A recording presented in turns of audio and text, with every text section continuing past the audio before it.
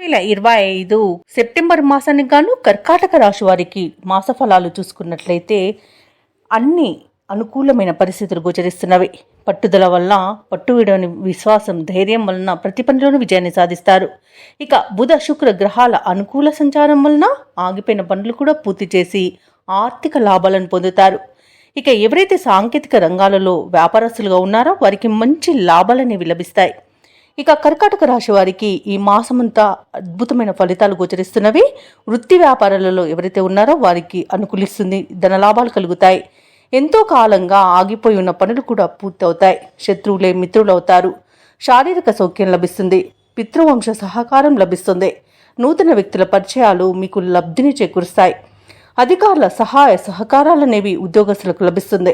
అలాగే ఎవరైతే వృత్తిరీత్యా ప్రయాణాలు చేస్తున్నారో వారికి మంచి లాభాలనేవి గోచరిస్తున్నవి. ఇక కుటుంబ సౌఖ్యం కనబడుతుంది. కుటుంబ సభ్యులు మీకు అన్ని విధాలుగా సహకరిస్తారు.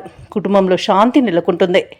ఇక ఈ మాసంలో కర్కాటక రాశి వారు కష్టాల కడల నుండి చాకచక్యంగా బయటపడతారు. ఆధ్యాత్మిక చింతన పెరుగుతుంది. దేవాలయాలను సందర్శిస్తారు.